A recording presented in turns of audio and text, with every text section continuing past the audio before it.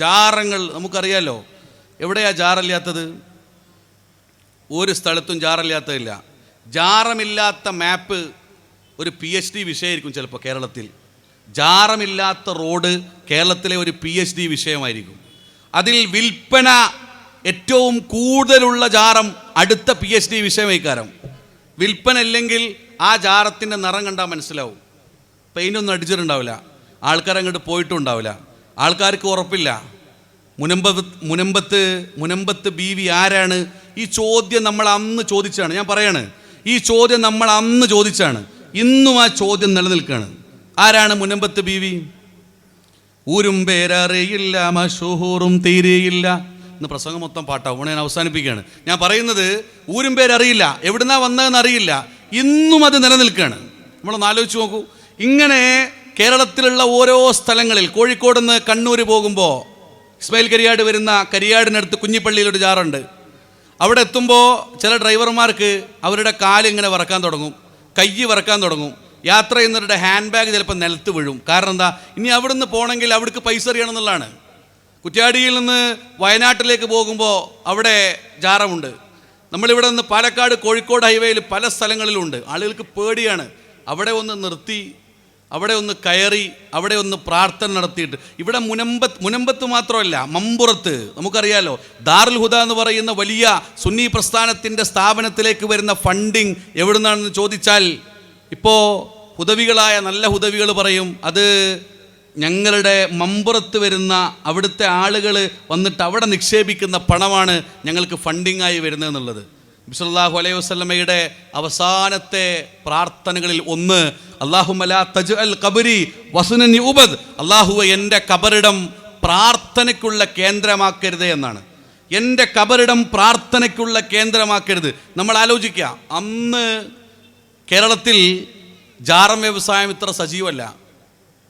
ഞാൻ പറയാം, MA യൂസുഫ് അലി എങ്ങാനും കേരളത്തിലെ ജാറം വ്യവസായത്തിൻ്റെ പാറ്റൻ്റ് എടുത്തിരുന്നുവെങ്കിൽ അദ്ദേഹത്തിന് മറ്റ് വിദേശ നാട്ടിലൊന്നും പോകേണ്ട ആവശ്യം ഉണ്ടാവുമായിരുന്നില്ല.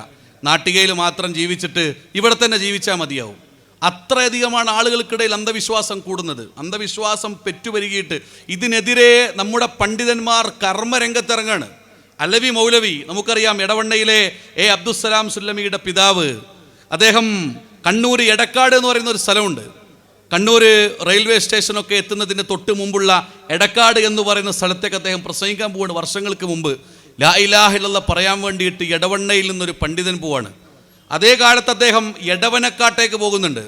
എറണാകുളം ജില്ലയിലെ വൈപ്പിനടുത്തുള്ള എടവനക്കാട് പോയിട്ട് അദ്ദേഹം ലാ ഇലാഹ ഇല്ലല്ലാഹ് പ്രസംഗിക്കുകയാണ്. ആകെ പറഞ്ഞത് ഇത്രയേ ഉള്ളൂ, നിങ്ങൾ അള്ളാഹുവിനെ അറിയണം, അള്ളാഹുവിലേക്ക് നിങ്ങൾ മടങ്ങണം, അള്ളാഹു ആരാണ് എന്ന് തിരിച്ചറിയണം, നിങ്ങൾ വിശ്വാസത്തിൽ വൈകല്യം സംഭവിക്കാൻ നിങ്ങൾക്ക് പാടില്ല. ആരാണ് റബ്ബ്? നിങ്ങളെ സംവിധാനിച്ചവനാണ് റബ്ബ്. അതുകൊണ്ട് അള്ളാഹുവിനെ അറിയണമെന്നാണ്.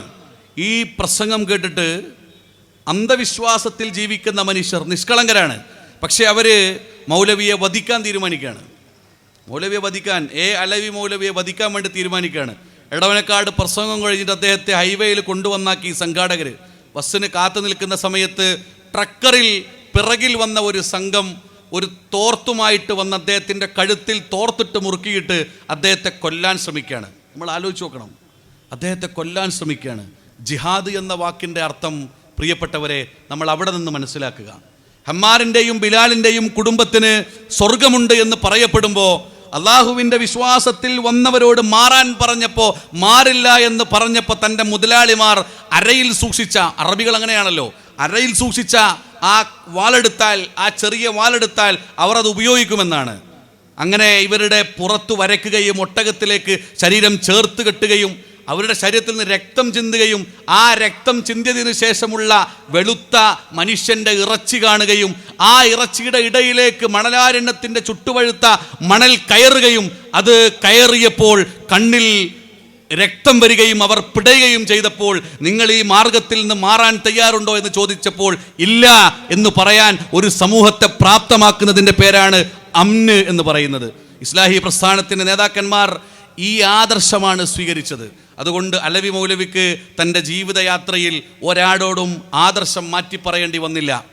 KP മുഹമ്മദ് മൗലവിക്ക് ത്യാഗസമ്പന്നമായ മലപ്പുറത്തിൻ്റെ ആത്മീയ നേതൃനിരയിലെ വലിയ പണ്ഡിതന്മാരുടെ ഇടയിലേക്ക് അദ്ദേഹം ഉയരാനുള്ള കാരണം ലാ ഇലാഹ ഇല്ലല്ലാ എന്ന ആദർശമാണ്. ഇസ്ലാഹി പ്രസ്ഥാനത്തിൽ സംഘർഷമില്ലാത്ത ഒരു കാലം KP മുഹമ്മദ് മൗലവിയുടെ കാലമാണ്. സംഘടനാപരമായ സംഘർഷമില്ലാത്ത ഒരു കാലം, ആദർശപരമായ വൈരനിര്യാതനം കടന്നു വരാത്ത ഒരു കാലം ഉണ്ടായത് KP മൗലവിയുടെ 25 വർഷക്കാലത്തെ KNM-ന്റെ നേതൃത്വമായിരുന്നു. ഞാൻ പറയുന്നത് ആ KP ഉണ്ടായിരുന്ന കാലം, ഷെയ്ഖ് മുഹമ്മദ് മൗലവി ഉണ്ടായിരുന്ന കാലം. നിങ്ങൾക്കറിയില്ലേ, NV അബ്ദുസ്സലാം മൗലവി പ്രസംഗിക്കാൻ വേണ്ടി പോകുമ്പോൾ അദ്ദേഹത്തിൻ്റെ കൂടെ ഷെയ്ഖ് മുഹമ്മദ് മൗലവി ഉണ്ടാകും. അങ്ങനെ ചില ഹദീസുകളൊക്കെ വരുമ്പോൾ അദ്ദേഹം ഷെയ്ഖേ എന്ന് വിളിക്കുന്നതാണ്. ഷെയ്ഖ് മുഹമ്മദ് മൗലവിക്ക് അത്രയധികം ഹദീസുകൾ മനഃപ്പാഠമുണ്ടായിരുന്നു.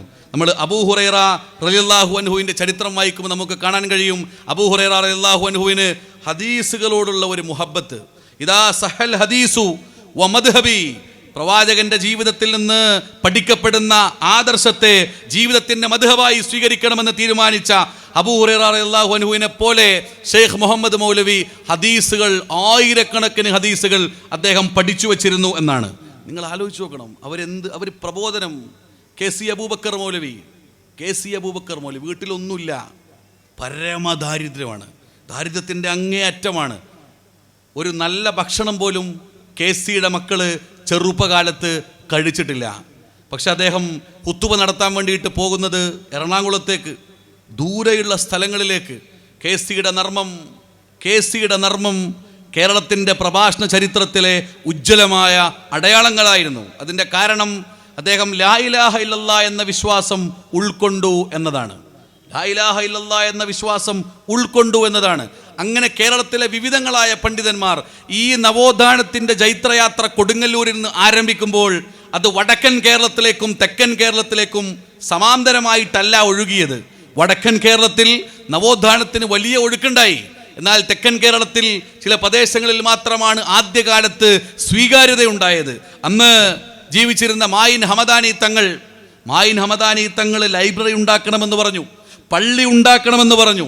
അക്കാലത്തെ സാഹിത്യം അറബി മലയാളമാണ്.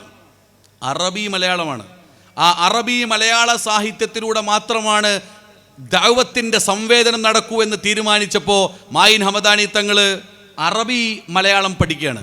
എന്നിട്ട് പുസ്തകങ്ങൾ എഴുതുന്നു. അന്ന് മഖ്തി തങ്ങളുണ്ടായി. മഖ്തി തങ്ങൾ ഒരു ജീനിയസ്. ഒരു ഭാഗത്ത് മഖ്തി തങ്ങൾ ഒരു വാദത്തിന് കടന്നു വന്നാൽ അദ്ദേഹത്തെ തോൽപ്പിക്കാൻ കഴിയില്ല, അത്ര വലിയ ജ്ഞാനമായിരുന്നു. കാരണം എന്തുകൊണ്ടാണ്? അന്ന് ഇതുപോലെയാണ്. ഇന്ന് യൂട്യൂബും വാട്സപ്പും ഇൻസ്റ്റഗ്രാമിലൂടെയും ഇസ്ലാമിനെ വിമർശിക്കുന്ന ആളുകൾ മഖ്തി തങ്ങളുടെ ചരിത്രം വായിച്ചു നോക്കണം. വിദേശ അറിവുമായി കടന്നു വന്ന ഹെർമൻ ഗുണ്ടർട്ട് ഒരു ഭാഗത്ത് ജീവിക്കുകയാണ്.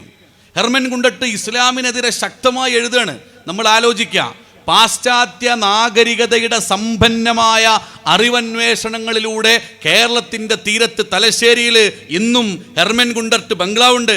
അവിടെ വിദേശികളായ ആളുകൾ സന്ദർശിക്കാൻ പോകാറുണ്ട്.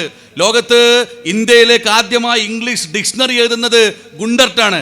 ആ ഗുണ്ടർട്ട് ക്രൈസ്തവ സഭയുടെ നിർദ്ദേശങ്ങൾ പ്രകാരം ഇസ്ലാമിനെ വിമർശിക്കുന്ന ഒരു കാലം ചരിത്രത്തിൽ കഴിഞ്ഞുപോയി. ആ സമയത്ത് നബി സല്ലല്ലാഹു അലൈഹി വസല്ലമയുടെ ജീവിതത്തെ എതിർക്കുകയാണ് അദ്ദേഹം. ഞാൻ ആലോചിക്കുകയാണ്, പ്രവാചകൻ അന്നും ഇന്നും അങ്ങനെയാണ്. പ്രവാചകൻ ഇന്നും ഒരുപോലെ ഇസ്ലാമിക ശത്രുക്കളുടെ ആദ്യത്തെ ശത്രുവാണ്. ഖുർആൻ പറയുന്നത് വമാ അർസൽനാക ഇല്ലാ റഹ്മത്തൽ ലിൽ ആലമീൻ, ലോകത്തിന് മുഴുവൻ കാരുണ്യമായി ഇറക്കപ്പെട്ട പ്രവാചകൻ എന്നാണ്. പ്രവാചകൻ പറയുന്നത് ഇന്നമാ അന ബുഇസ്തു മുഅല്ലിമ, ഞാൻ ഈ ലോകത്തിലേക്ക് കടന്നു വന്നത് ഒരു അധ്യാപകനായിട്ടാണ് എന്നാണ്. അങ്ങനെ കടന്നു വന്ന പ്രവാചകനെ വിമർശിച്ചപ്പോൾ മഖ്തി തങ്ങൾ പ്രവാചക ജീവിതം എന്താണെന്ന് പഠിപ്പിക്കാൻ പുസ്തകം എഴുതി. ഇപ്പോൾ ലോകത്ത് ഏറ്റവും കൂടുതൽ വായിക്കപ്പെടുന്ന പുസ്തകങ്ങൾ, ഹൈക്കൽ എഴുതിയ പ്രവാചകനെ കുറിച്ചുള്ള പുസ്തകം, മാർട്ടിൻ ലിങ്സ് എഴുതിയ പ്രവാചകനെ കുറിച്ചുള്ള പുസ്തകം, അങ്ങനെ നിരവധി പുസ്തകങ്ങളുണ്ട്. എന്നാൽ ഇതൊന്നും എഴുതാൻ ഇരിക്കാൻ പണമില്ലാത്ത ഒരു കാലത്ത് മഖ്തി തങ്ങൾ തെരുവിലിറങ്ങാണ്. പ്രിയപ്പെട്ടവരെ, കേൾക്കാൻ വളരെ എളുപ്പമാണിത്. കേൾക്കാൻ എന്ത് എളുപ്പമാണ്? തെരുവിലിറങ്ങാണ്. എന്തിനു വേണ്ടിയിട്ടാണ്? ഇസ്ലാമിനെ പരിചയപ്പെടുത്താൻ വേണ്ടി തെരുവിലിറങ്ങാണ്. വീടാന്തരം കയറിയിറങ്ങിയിട്ട് നാണയങ്ങൾ സ്വീകരിക്കുകയാണ്. എനിക്ക് അന്നത്തെ പൈസ തരുമോ, ഇത്ര പൈസ തരുമോ, ആളുകളോട് വിശദീകരിക്കുകയാണ്. ഞാൻ പ്രവാചകനെ കുറിച്ചൊരു പുസ്തകം എഴുതാൻ പോവാണെന്ന്.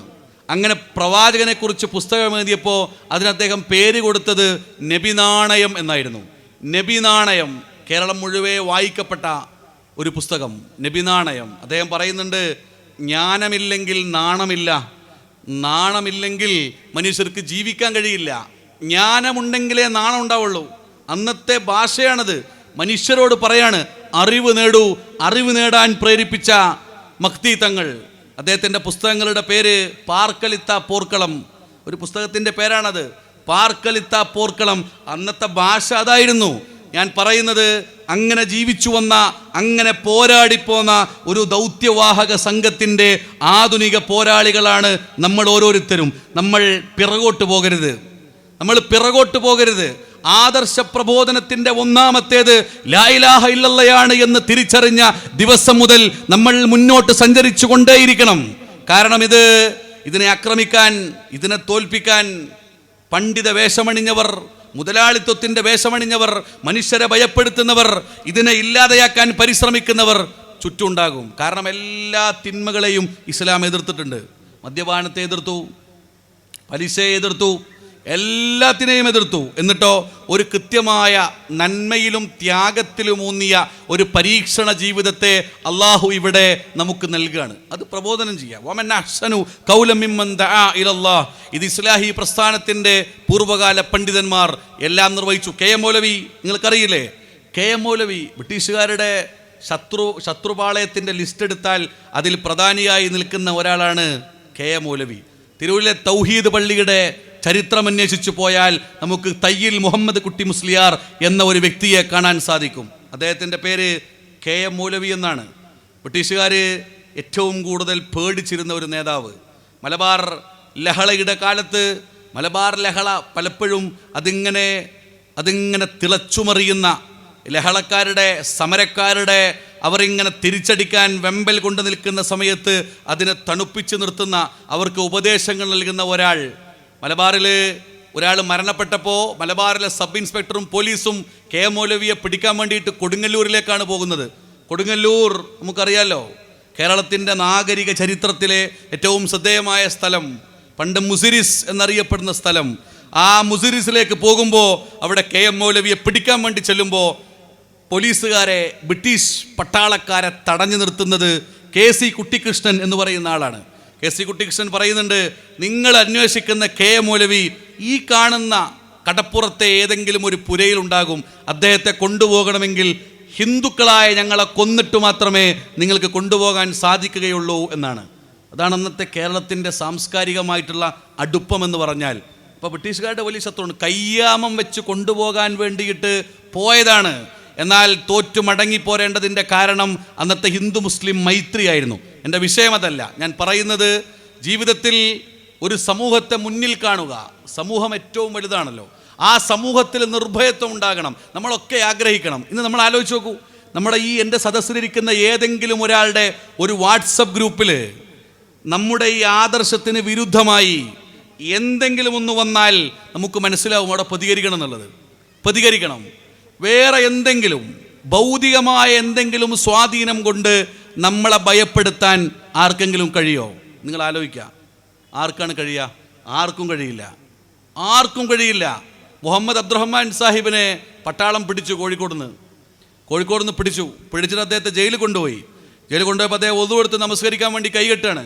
കൈകെട്ടുമ്പോൾ പട്ടാളക്കാർ ഓടി വന്നു. എന്നിട്ട് പറഞ്ഞു, ഇവിടെ നമസ്കരിക്കാൻ പാടില്ല. അബ്ദുറഹ്മാൻ സാഹിബ് പറഞ്ഞു, നിങ്ങളുടെ ഭക്ഷണം ഇനി എനിക്ക് വേണ്ട.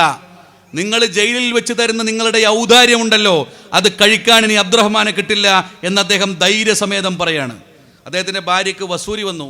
വസൂരി വന്നാൽ നമ്മൾ ആലോചിക്കുക, വസൂരി വന്നാൽ ആൾക്കാർ ഭാര്യയാണോ മാതാവാണോ എന്നല്ല, വലിച്ചെറിയവരെ അങ്ങോട്ട് തിരിഞ്ഞു നോക്കൂല. ഭക്ഷണം എറിഞ്ഞു കൊടുക്കും. ഒരു റൂമിലിട്ടിട്ട് അവർ മരണപ്പെടും. മുഹമ്മദ് അബ്ദുറഹ്മാൻ സാഹിബ് തൻ്റെ ഭാര്യയെ ശുശ്രൂഷിക്കാൻ നിന്നു എന്ന് ചരിത്ര പുസ്തകത്തിലുണ്ട്. അത്ര വലിയ ധൈര്യശാലിയായിരുന്നു. മാങ്കാവിൽ പ്രസംഗിക്കാൻ വരുന്നുണ്ട് എന്ന് അറിഞ്ഞപ്പോൾ മുഹമ്മദ് അബ്ദുറഹ്മാൻ്റെ തല ഞങ്ങൾ അരിയുമെന്ന് പറഞ്ഞു. തലയിൽ തൊപ്പി വെച്ചുകൊണ്ട് അബ്ദുറഹ്മാൻ സാഹിബ് പ്രസംഗിക്കുമ്പോൾ പറഞ്ഞു, എൻ്റെ തലയരിയാൻ അള്ളാഹുവിന് മാത്രമേ സാധിക്കുകയുള്ളൂ എന്ന്. ഇത് വിശ്വാസികൾക്ക് മാത്രം കിട്ടുന്ന ഒന്നാണ്. നമ്മൾ വിചാരിക്കും ഒരു രാഷ്ട്രീയ പരിസരത്തിൽ നിന്ന്, ഒരു വിമോചന സമരത്തിൽ നിന്ന്, ഒരു ദാർശനിക ജീവിതത്തിൽ നിന്ന്, ഒരു അറിവിൻ്റെ അമൂർത്തമായ ഉന്നതിയിൽ നിന്ന് മാത്രമാണ് ഒരാൾക്ക് പോരാടാൻ മനസ്സ് കിട്ടുക. അങ്ങനെയല്ല. ഇത് വിശ്വാസത്തിൻ്റെ, ഈമാനിൻ്റെ, ആത്മീയതയുടെ ഉൾക്കരുത്ത് കൊണ്ടാണ് അതുണ്ടാവുക. അത് പ്രവാചകന്മാർ മുഴുക്കെ നമ്മളെ പഠിപ്പിക്കുന്ന ഒരു ആദർശമാണ്. നിങ്ങൾ ആലോചിച്ച് നോക്കണം. അതുകൊണ്ട് നാട്ടിൽ നിർഭയത്വം ഉണ്ടാകണം. ഇസ്ലാഹി പ്രസ്ഥാനം നിർഭയത്വത്തിന് വേണ്ടിയിട്ടാണ്. അത് ബാബരി മസ്ജിദിൻ്റെ തകർച്ചയിലാണെങ്കിലും, അത് ഏത് നമ്മുടെ കാലഘട്ടത്തിൽ എന്തെല്ലാം പ്രശ്നങ്ങൾ. ഐക്യസംഘത്തിൻ്റെ 10ാമത് സമ്മേളനത്തിൽ കാർഷിക സമ്മേളനം സംഘടിപ്പിച്ചു. കാർഷിക സമ്മേളനം നിങ്ങൾ ആലോചിച്ച് നോക്കണം. കാർഷിക സമ്മേളനം സംഘടിപ്പിക്കാൻ അന്ന് ധൈര്യം കാണിച്ച ഒരു പ്രസ്ഥാനം അത് മുജാഹിദ് പ്രസ്ഥാനമായിരുന്നു. ആൾക്കാർ കളിയാക്കി, എന്തിനാണ് കാർഷിക സമ്മേളനം? വഴിക്കടവും വാളയാറും അതുപോലെ തന്നെ വയനാട്ടിൽ നിന്ന് കർണാടകയിലേക്ക് പോകുന്ന സ്ഥലങ്ങളും അടച്ചിട്ടാൽ കേരളത്തിന് എവിടുന്ന ഭക്ഷണം വരിക? നമ്മൾ ആലോചിക്കുക. കേരളത്തിൻ്റെ ബഹുഭൂരിപക്ഷം സ്ഥലങ്ങളിലേക്കും ശുദ്ധമായ കാലാവസ്ഥ എത്തിക്കുന്ന വെസ്റ്റേൺ ഗട്ട്സ് എന്ന് പറയുന്ന പ്രദേശം, അതിനെക്കുറിച്ച് പഠിച്ച ആളാണ് മാധവ് ഗാഡ്ഗിൽ. വെസ്റ്റേൺ ഗട്ട്സിൻ്റെ കാടുകളിലൂടെ നടന്ന് അവിടുത്തെ വെള്ളച്ചാട്ടങ്ങൾ ആസ്വദിച്ച്, എന്നാൽ ആ ആസ്വാദനങ്ങൾ കഴിഞ്ഞിട്ട് അദ്ദേഹം പറയുന്നുണ്ട്, ദുരന്തപൂർണമായ അവസ്ഥയാണ് ഇനി വരാനിരിക്കുന്നതെന്ന്. നമ്മളത് കണ്ടു. വയനാട്ടിൽ ഒരു ഗ്രാമം ഒലിച്ചു പോകുമ്പോൾ ചാലിയാറിൽ എത്രയോ കിലോമീറ്ററുകൾ ഒഴുകിയിട്ട് അവരെത്തുമ്പോൾ നമ്മൾ ആലോചിക്കാം, നാട് നമ്മുടെ ഒരു പ്രശ്നം തന്നെയായിരുന്നു. ഭൂമി ഇസ്ലാഹി പ്രസ്ഥാനത്തിൽ നേരത്തെ കരിയാടദ്ദേഹത്തിൻ്റെ പ്രസംഗം അവസാനിപ്പിക്കുമ്പോൾ പറഞ്ഞല്ലോ, പ്രകൃതിയോട് മനുഷ്യർക്കൊരു ബാധ്യതയുണ്ട്. അള്ളാഹു ഖുർആനിൽ പക്ഷികളെക്കുറിച്ച് പറയുന്നുണ്ട്. പക്ഷികൾ, ഇപ്പോൾ വളരെ അടുത്ത് ഞാൻ റിസർച്ച് പേപ്പർ വായിച്ചു. കടലുണ്ടിയിൽ വന്നിറങ്ങുന്ന പല പക്ഷികളും ഇപ്പോൾ വന്നിറങ്ങുന്നില്ല. സൈബീരിയയിൽ നിന്നൊക്കെ പുറപ്പെട്ടിട്ട് അവർ കടലുണ്ടിയിൽ വന്നിറങ്ങാണ്. അള്ളാഹു പറയാണ്, ഭൂമിയിലൂടെ സഞ്ചരിക്കുന്ന മനുഷ്യനും ആകാശത്തുകൂടെ ചിറകടിച്ച് പറക്കുന്ന പറവകളും നിങ്ങളെപ്പോലെയുള്ള സമുദായമാണ്. അള്ളാഹു പ്രയോഗിച്ച പ്രയോഗം ഉമമുൻ എന്നാണ്. നിങ്ങളെപ്പോലെയുള്ള സമുദായമാണെന്ന്. ഇപ്പം ഇസ്ലാം മനുഷ്യരോട് മാത്രമല്ല, ഖുർആൻ മനുഷ്യരോട് മാത്രമല്ല, സചേതനവും അചേതനവുമായ സർവ ജീവവർഗങ്ങളോടും അള്ളാഹുവിൻ്റെ വിശുദ്ധ ഖുർആൻ ഒരു സംവേദനം നടത്തുന്നുണ്ട്. എന്താണത്? മനുഷ്യരായ നമ്മൾ അവരെയൊക്കെ സംരക്ഷിക്കണം. ഇതാണ് ഇസ്ലാം എന്ന് പറഞ്ഞാൽ. അവർക്കും അവരുടെ സംരക്ഷകരായി നമ്മൾ നിലനിൽക്കണമെന്നാണ്. അവരുടെ സംരക്ഷകരായി നിലനിൽക്കുക, നാടിന് വേണ്ടി പ്രാർത്ഥിക്കുക. ഇബ്രാഹിം നബി അലൈഹി സ്വലാത്തു വസ്സലാം നാടിന് വേണ്ടി പ്രാർത്ഥിച്ചില്ലേ? നാടിന് വേണ്ടി, റബ്ബി ജഅൽ ഹാദാ ബലദൻ ആമിനൻ, അല്ലാഹുവേ എൻ്റെ നാട്ടിൽ നിർഭയത്വം ഉണ്ടാകണമേ. നിങ്ങൾ ഉത്തരേന്ത്യയിൽ പോയി നോക്കൂ. ഒരു ഗ്രാമത്തിൽ നിന്ന് മറ്റൊരു ഗ്രാമത്തിലേക്ക് ഒരു ഗ്രാമവാസിക്ക് സഞ്ചരിക്കാൻ കഴിയില്ല. ജാതീയത, വർഗീയത, കമ്മ്യൂണലിസം, ശക്തമായ വർഗീയത, അങ്ങോട്ടും ഇങ്ങോട്ടുമുള്ള പീഡനം, പ്രയാസങ്ങൾ, സംഘർഷങ്ങൾ, ദുരിതങ്ങൾ, അങ്ങനെ ജാതീയതയുടെ പേരിൽ കൊന്നുതള്ളപ്പെടുന്നവർ. മണിപ്പൂര് നമുക്കറിയാലോ, ഇന്ത്യയിലെ ഏറ്റവും പ്രശ്നബാധിത പ്രദേശങ്ങളിൽ കലാപബാധിത പ്രദേശമാണ് മണിപ്പൂർ എന്ന് പറയുന്നത്. ആ മണിപ്പൂരിലെ സുഗുളു ഗ്രാമമുണ്ട്. ആ സുഗുളു ഗ്രാമം ഇന്ന് നമ്മൾ സെർച്ച് ചെയ്താൽ ഒരു അടുപ്പ് പോലെയാണ്. കത്തി എരിയപ്പെട്ട മനുഷ്യർ. ആ നാട്ടിൽ നിന്ന് വേറൊരു നാട്ടിലേക്ക് പോകുന്ന തിരൂരാണിത്. തിരൂരിൽ നിന്ന് പയ്യനങ്ങാടി അപ്പുറം കടന്നിട്ട് കോട്ടക്കൽ പോകാൻ നമ്മൾ ചെറിയ പാലം കിടക്കണം. തൊട്ടപ്പുറത്ത് നമ്മൾ തിരൂർ പൊന്നാനി പുഴ കിടക്കണം. നമ്മൾ ഇങ്ങോട്ട് യാത്ര ചെയ്യുകയാണെങ്കിൽ ധാരാളം പാലങ്ങളുണ്ട്. പാലങ്ങൾ വെട്ടിമുറിച്ചാൽ, റെയിൽവേ പാതകൾ ഇല്ലാതെയാക്കിയാൽ നമുക്ക് യാത്ര പോകാൻ കഴിയില്ല. ഒരു ഗ്രാമത്തിനകത്ത് ഒരു ജനസമൂഹം ഏകാന്തമായ ഭീകരതയിലൂടെ സഞ്ചരിക്കുന്ന മണിപ്പൂർ ഗ്രാമത്തെ നമ്മൾ കാണുന്നു. ഇന്ത്യയുടെ ആധുനിക ഇന്ത്യ ചരിത്രത്തിൽ ആദ്യമായി സ്ത്രീകളെ പൂർണ്ണ നഗ്നകളാക്കി കൊണ്ടുപോയി പീഡിപ്പിക്കുന്ന, ശാരീരിക ലൈംഗിക പീഡനങ്ങൾക്ക് വിധേയമാകുന്ന കാഴ്ചകൾ നമ്മൾ കണ്ടുകൊണ്ടിരിക്കുന്നു. കേരളത്തിലോ അന്ധവിശ്വാസത്തിൻ്റെ പേരിൽ നിരന്തരമായ പീഡനങ്ങൾ നടന്നുകൊണ്ടിരിക്കുന്നു. ആര് പ്രതികരിക്കും? നാടിന് വേണ്ടി നമ്മൾ പ്രാർത്ഥിക്കണ്ടേ? ഇബ്രാഹിം നബി അലൈഹി സ്വലാത്തു വസ്സലാമിൻ്റെ പ്രാർത്ഥന, റബ്ബി ജഅൽ ഹാദാ ബലദൻ ആമിനൻ, അല്ലാഹുവേ എൻ്റെ നാട്ടിൽ നിർഭയത്വം ഉണ്ടാകണമേ എന്നാണ്. നബി സല്ലല്ലാഹു അലൈഹി വസല്ലമ മദീനയ്ക്ക് വേണ്ടി പ്രാർത്ഥിച്ചിട്ടുണ്ട്. ഒരു നാടിന് വേണ്ടി പ്രാർത്ഥിക്കുക, നിർഭയത്വം അവിടെയാണ്. മദീന എന്ന് പറഞ്ഞാൽ ലോകത്ത്, സിയാവുദ്ദീൻ സർദാർ പറയാണ്, ലോകത്ത് നിന്ന് ഏറ്റവും കൂടുതൽ ആളുകൾ വായിച്ചുകൊണ്ടിരിക്കുന്ന ബുദ്ധിജീവിയാണ് സിയാവുദ്ദീൻ സർദാർ. അദ്ദേഹം പറയുന്നുണ്ട്, മദീനയിലെത്തുന്ന ഒരാൾ മദീനാവാസിയാകുമെന്നാണ്. എത്തുന്ന ഒരാൾ കുറഞ്ഞ മണിക്കൂറുകൾ കൊണ്ട് അയാൾ മദീന അദ്ദേഹത്തെ ആലിംഗനം ചെയ്യും. Medina will hug them, Medina will embrace them, അവനെ കെട്ടിപ്പിടിക്കും, എന്നിട്ട് ആ സ്വനാട്ടുകാരനാക്കിയിട്ട് മാറ്റും.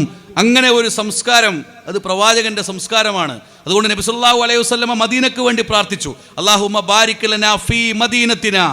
പ്രവാചകന്റെ മറ്റൊരു പ്രാർത്ഥന, അല്ലാഹുമ്മ ബാരിക് ലനാ ഫീ യമനിനാ വശാമിനാ, അല്ലാഹുവേ യമന്റെ മുകളിലും ഷാമിന്റെ മുകളിലും നീ ബർക്കത്ത് ചൊരിയണമേ എന്നാണ് നമ്മൾ പ്രാർത്ഥിക്കണ്ടേ. ഇന്ന് യമന്റെ അവസ്ഥ എന്താണ്? നമ്മൾ തിരൂരിൽ സംസാരിച്ചു കൊണ്ടിരിക്കുമ്പോൾ അന്തരീക്ഷത്തെ മനോഹരമാക്കുന്ന വെളിച്ചം, ഇവിടെ നിങ്ങളിലേക്ക് ശബ്ദമെത്തിക്കുന്ന നല്ല ശബ്ദം, നല്ല അന്തരീക്ഷം. യമനിലെ മനുഷ്യർ കൂട്ടപലായനത്തിലാണ്, ഒരു സ്ഥലത്ത് നിന്ന് വേറൊരു സ്ഥലത്തേക്ക്, തണുപ്പിൽ നിന്ന് ചൂടിലേക്ക്, ഈത്തപ്പന തോട്ടങ്ങൾക്കിടയിൽ നിന്ന് മലയടിവാരങ്ങളിലേക്ക്. അവിടെ പോയിട്ട് അവർ ജീവിക്കുകയാണ്. അവർ ഒരു രാത്രി ഉറങ്ങിയാൽ അടുത്ത രാത്രി ഉറങ്ങുന്നത് മറ്റൊരു സ്ഥലത്തിലാണ്. കൂട്ടപാലായനം നടക്കുന്ന ലോകത്തിലെ 10 രാജ്യങ്ങളിൽ ഒന്ന് യമനായിരിക്കും. പ്രവാചകൻ ആ നാടിന് വേണ്ടി പ്രാർത്ഥിക്കുകയാണ്. ഇതാണ് ഇസ്ലാം എന്ന് പറഞ്ഞാൽ. ഇസ്ലാം സമഗ്രമാണ്, ഇസ്ലാം സമ്പൂർണ്ണമാണ്, എല്ലാ മനുഷ്യരിലേക്കും ഇറങ്ങുന്ന പരിഹാരമാണ് ഇസ്ലാം. അതുകൊണ്ട് അങ്ങനെ ജീവിക്കുന്ന ഒരാൾക്ക് നിർഭയത്വം ഉണ്ടാകും. അതാണ് നമ്മുടെ ഇസ്ലാഹി പ്രസ്ഥാനം, നിർഭയത്വത്തിൻ്റെ പ്രസ്ഥാനമാണ്. ആ നിർഭയത്വം തൗഹീദിൽ നിന്നാണ്, തൗഹീദിൽ നിന്നാണ്. ഏകദൈവ വിശ്വാസം, ചില ആളുകൾ പറയും വിശ്വാസവും ജീവിതവും ഒന്നാണ്. ഒരാളുടെ വിശ്വാസം ശരിപ്പെടുമ്പോൾ ജീവിതം സമ്പൂർണ്ണമായി ശരിപ്പെടും. അള്ളാഹുവിൻ്റെ നോട്ടം, അള്ളാഹുവിൻ്റെ കരുതൽ, അള്ളാഹുവിൻ്റെ താല്പര്യം, അള്ളാഹു നമ്മളെ വീക്ഷിക്കുന്നു എന്ന ബോധം, അള്ളാഹു നമ്മുടെ ജീവിതത്തിൻ്റെ സകലമായ ഇടങ്ങളിലേക്കും അള്ളാഹു എത്തുന്നു എന്ന വിശ്വാസം ഒരു മനുഷ്യനെ കൂടുതൽ ഈമാനികമായി ഭദ്രമാക്കും. നിന്റെ കാഴ്ചയും നിന്റെ കേൾവിയും നിന്റെ എല്ലാം അള്ളാഹു നാളെ വിചാരണയ്ക്ക് വിധേയമാക്കും. ഇന്ന സമഅ വൽ ബസറ വൽ ഫുആദ കുല്ലു ഉലൈക കാന മസ്ഊല എന്ന ഖുർആന്റെ ആയത്ത് നമ്മളെ പഠിപ്പിക്കുന്നത് എന്താണ് പ്രിയപ്പെട്ടവരെ? നമ്മൾ ആലോചിക്കുക. അതുകൊണ്ട് അള്ളാഹുവിനെ കുറിച്ചുള്ള ഒരു ആലോചന, ഒരു ചിന്ത നമ്മുടെ മനസ്സിലേക്ക് കടന്നു വരണം. തൗഹീദിൽ വിട്ടുവീഴ്ചയില്ല, തൗഹീദിൽ വിട്ടുവീഴ്ചയില്ല. മതത്തിൻ്റെ നിർഭയത്വത്തിൽ നിന്ന് ഒരംശം പോലും പിറകോട്ടില്ല. അസുഖം വന്നാൽ അയ്യൂബ് നബി അലൈഹി സ്വലാത്തു വസ്സലാമിന് അസുഖം വന്നില്ലേ? നമ്മൾ ആലോചിച്ച് നോക്കൂ. അയ്യൂബ് നബി അലൈഹി സ്വലാത്തു വസ്സലാമിന് അസുഖം വന്നപ്പോൾ അയ്യൂബ് നബി അലൈഹി സ്വലാത്തു വസ്സലാം പ്രാർത്ഥിക്കുന്നത് ഖുർആൻ നമ്മളെ പഠിപ്പിക്കുന്നുണ്ട്. എന്നാൽ ആ പ്രാർത്ഥനയുടെ മുമ്പ് ഒരു അയ്യൂബ് നബിയുടെ ചരിത്രമുണ്ട്. സുന്ദരനും സുമുഖനുമായ എല്ലാ ഭൗതിക സുഖങ്ങളുമുള്ള ഒരു പ്രവാചകൻ. വ അയ്യൂബ ഇദ് നാദാ റബ്ബഹു അന്നീ മസ്അനിയൽ ദുർർ വ അൻത അർഹമുർ റാഹിമീൻ. എനിക്കിതാ പ്രയാസം വന്നിരിക്കുന്നു, ഇത് മാറ്റുന്നത് അർഹമുറാഹിമീനായ അള്ളാഹുവാണ് എന്ന പ്രാർത്ഥന. ഇസ്ലാഹി പ്രസ്ഥാനം ഇത് മുറുകെ പിടിക്കുകയാണ്, ഇത് മുറുകെ പിടിക്കുകയാണ്. ഇന്ന് ഞാൻ അഭിമാനത്തോടു കൂടി ഓർക്കുകയാണ്, ഇന്നത്തെ ടൈംസ് ഓഫ് ഇന്ത്യയിൽ വക്കം അബ്ദുൽ ഖാദർ മൗലവിയെ കുറിച്ച് ഒരു പരാമർശമുണ്ട്. നമ്മൾ ആലോചിച്ച് നോക്കണം. ഇന്നത്തെ ടൈംസ് ഓഫ് ഇന്ത്യ പത്രത്തിൽ നമ്മൾ തിരൂരിൽ ഈ പരിപാടി നടത്തുമ്പോൾ ടൈംസ് ഓഫ് ഇന്ത്യ മറിച്ചു നോക്കുക, അതിൽ നിറവർണ്ണങ്ങളോട് കൂടിയിട്ട് അതിശക്തമായ ഒരു ചരിത്രം രേഖപ്പെടുത്തി വെച്ചിട്ടുണ്ട്. അത് മഹാനായ വക്കം അബ്ദുൽ ഖാദർ മൗലവിയുടെ ചരിത്രമാണ്. എന്താണ് ആ ചരിത്രം? ചാൾസ് ക്രിസ്മാൻ എന്ന് പറയുന്ന ലോകത്തിലെ അറിയപ്പെടുന്ന എഴുത്തുകാരൻ ലോകത്തെ മാറ്റിമറിച്ച മനുഷ്യരെക്കുറിച്ച് പറയുമ്പോൾ, ഏഷ്യൻ വൻകരകളെ മാറ്റിമറിച്ച നേതാക്കന്മാരെ കുറിച്ച് പറയുമ്പോൾ, അലിഗർ സ്ഥാപകനായ സർ സയ്യിദ് അഹമ്മദ് ഖാന് ശേഷമൊക്കെ പറയുന്നത് വക്കം അബ്ദുൽ ഖാദർ മൗലവിയാണ്. നിങ്ങൾ വക്കത്ത് പോയേക്കണം, നമ്മൾ തിരൂരാണല്ലോ, വക്കം പോയേക്കുക. എത്രയോ വർഷങ്ങൾക്ക് മുമ്പ് ഒരു ചലനവുമില്ലാത്ത ഒരു ഗ്രാമത്തിൽ നിന്ന് അബ്ദുൽ ഖാദർ ഉണ്ടാവുകയാണ്. വക്കം അബ്ദുൽ ഖാദർ സ്വദേശാഭിമാനി രാമകൃഷ്ണപിള്ളയോടൊപ്പം അദ്ദേഹം പത്രം തുടങ്ങുകയാണ്. എന്തിനാ പത്രം തുടങ്ങുന്നത്? ഇന്നത്തെ പല പത്രവും സുഖിപ്പിക്കൽ പത്രമാണ്, പല പത്രവും മഞ്ഞപത്രമാണ്, പല പത്രവും ഓശാന പാടുന്ന പത്രമാണ്, പല പത്രവും ഭരണകൂടങ്ങൾക്ക് അനുകൂലമായി നിൽക്കുന്ന പത്രമാണ്. എന്നാൽ ഭരണകൂട അഴിമതിയെ തുറന്നു കാണിക്കാൻ ഒരു പത്രം, അതായിരുന്നു വക്കം അബ്ദുൽ ഖാദർ മൗലവിയുടെ സ്വദേശാഭിമാനി എന്ന് പറയുന്ന സ്വപ്നം. നമ്മൾ ആലോചിച്ച് നോക്കണം. ഇതാണ് ഈ പ്രസ്ഥാനത്തിൻ്റെ നേതാക്കന്മാർ കാലാന്തരത്തിൽ മനുഷ്യർ നേരിടുന്ന സകല പ്രതിസന്ധികൾക്കുമുള്ള പരിഹാരത്തിന് വേണ്ടിയിട്ട് ആരെയും ഭയന്നില്ല. അതാ ഞാൻ പറയുന്നത്. വക്കം അബ്ദുൽ ഖാദർ മൗലവി ഭരണകൂടത്തെ ഭയന്നിട്ടില്ല എങ്കിൽ വെട്ടം അബ്ദുള്ള ഹാജി അദ്ദേഹം പ്രസംഗിക്കാൻ വേണ്ടി പോകുമ്പോൾ ഒരാളെയും ഭയമില്ല. അദ്ദേഹത്തിൻ്റെ കയ്യിലുള്ള ഒരു ചെറിയ ആയുധം ഇങ്ങനെ കുത്തിവെച്ചിട്ട് അദ്ദേഹം ധൈര്യസമേതം പ്രസംഗിക്കും. ആരോടും ധൈര്യസമേതം. ആധുനിക പ്രബോധകന്മാർ ചരിത്രം പഠിക്കുമ്പോൾ വെട്ടം അബ്ദുള്ള ഹാജിയുടെ ചരിത്രത്തിൽ നിന്ന് അവർ ധൈര്യം സ്വീകരിക്കണം. അവർ KM മൗലവിയുടെ ചരിത്രത്തിൽ നിന്ന് ധൈര്യം സ്വീകരിക്കണം. മാത്രമല്ല, ഇസ്ലാഹി പ്രസ്ഥാനത്തിൻ്റെ പൂർവ്വകാല പണ്ഡിതന്മാർ ചെയ്തു വെച്ച പോരാട്ടത്തിൽ നിന്ന് അവർ ധൈര്യം സ്വീകരിക്കണം. അപ്പോഴേ മനസ്സിലാവുള്ളൂ. അല്ലാത്തവർക്ക് പ്രബോധനം ഒരു അധര വ്യായാമം മാത്രമായിരിക്കും. ധൈര്യം, ഞാനതാ പറഞ്ഞ, ചരിത്രം നമ്മളെ, ഞാൻ അവസാനിപ്പിക്കുകയാണ്, ചരിത്രം നമ്മളെ അത്ഭുതപ്പെടുത്തും, ചരിത്രം നമ്മളെ പ്രചോദിപ്പിക്കും. ഇസ്ലാഹി പ്രസ്ഥാനത്തിൻ്റെ നേതാക്കന്മാർ അനുഭവിച്ച ത്യാഗനിർഭരമായ ചരിത്രം. ഞാൻ ഏതാനും മാസങ്ങൾക്ക് മുമ്പ് പൊന്നാനിയിലൂടെ സഞ്ചരിക്കുമ്പോൾ പൊന്നാനിയിലെ ഇസ്ലാഹി പ്രവർത്തകരിൽ, നേതാക്കന്മാരിൽ പ്രധാനിയായ ഒരാൾ എന്നോട് പറഞ്ഞു, ദേ ആ കാണുന്ന ഒരു സ്ഥലമുണ്ടല്ലോ, അവിടെ ആ പീഡിക കൊലായിൽ നിന്നുകൊണ്ടാണ് സെയ്ദ് മൗലവി പ്രസംഗിച്ചത് എന്ന്. ഞാൻ അത്ഭുതത്തോടു കൂടി ആ സ്ഥലം കാണാണ്. ആ ബിൽഡിങ്ങിനൊരു മാറ്റവും ഇല്ല.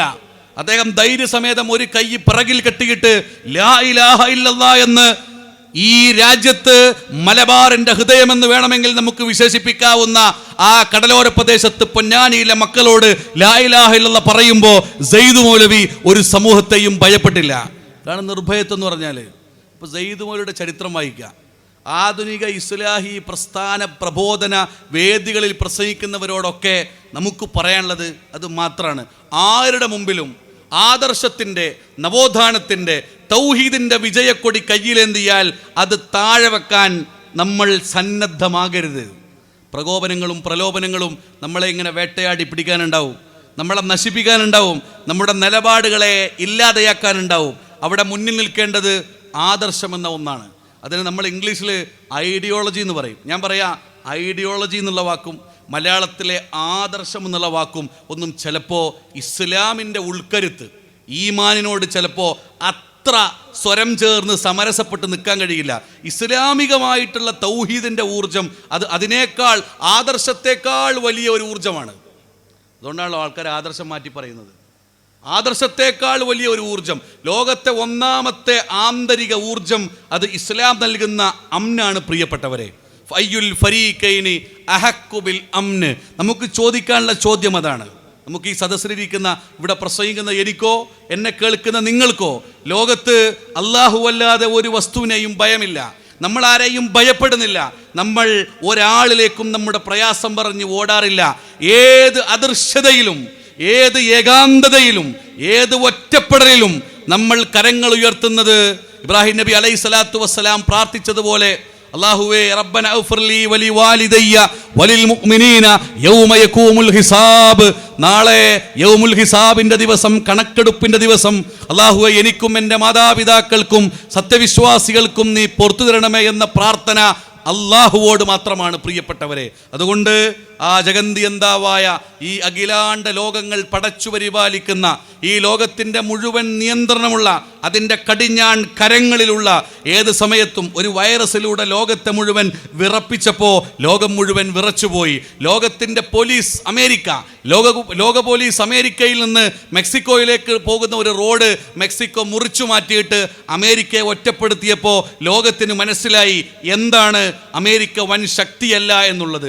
ലോകത്ത് ജെൻഡർ ന്യൂട്രാലിറ്റി പറഞ്ഞുകൊണ്ട് മനുഷ്യർക്കിടയിൽ കുത്തഴിഞ്ഞ ലൈംഗികത പ്രചരിപ്പിച്ചുകൊണ്ടിരിക്കുന്ന നാടുകൾ ഇപ്പോഴിതാ കുടുംബം വേണമെന്നും വീട് വേണമെന്നും, ഇസ്ലാം പറയുന്ന കുടുംബമാണ് ഏറ്റവും നല്ല സാമൂഹിക വ്യവസ്ഥ എന്നും ഇക്കഴിഞ്ഞ ദിവസങ്ങളിൽ മാറ്റി പറയുന്ന അവസ്ഥയിലേക്ക് തിരിച്ചൊഴുകുമ്പോൾ, ഇസ്ലാം അരുത് എന്ന് പറഞ്ഞതിലേക്ക് ഇസ്ലാമാണ് ശരിയെന്ന് ലോകം പറഞ്ഞുകൊണ്ടിരിക്കുന്ന ഒരു കാലഘട്ടത്തിൽ നിർഭയത്വത്തിൻ്റെ ഈ ഏറ്റവും ശക്തമായ, ഏറ്റവും കൂടുതൽ മനുഷ്യരുടെ മുമ്പിൽ തോൽക്കാതെ അജയ്യം, അശക്തം, അന്യൂനം, അനിതര സാധാരണമായ മതം, നവോത്ഥാനം, അല്ലെങ്കിൽ മതത്തിൻ്റെ ഏറ്റവും വലിയ അംന്, നിർഭയത്വം മുറുകെ പിടിച്ചുകൊണ്ട് മുന്നോട്ട് പോകാൻ നമുക്ക് സാധിക്കണം. അതിന് നമ്മളെ എല്ലാവരെയും അള്ളാഹു അനുഗ്രഹിക്കട്ടെ എന്ന് പ്രാർത്ഥിച്ചുകൊണ്ട് ഈ ആശയം നമ്മുടെ നഗരാന്തരങ്ങളിൽ, നമ്മുടെ ഗ്രാമവീഥികളിൽ ഈ ശബ്ദമെത്തിക്കുകയും നിർഭയത്വത്തിൻ്റെ ഒരു ക്യാമ്പയിൻ, എവിടെയാണോ രാത്രിയിൽ ആളുകൾ പുറത്തിറങ്ങാൻ മടിക്കുന്നത്, എവിടെയാണോ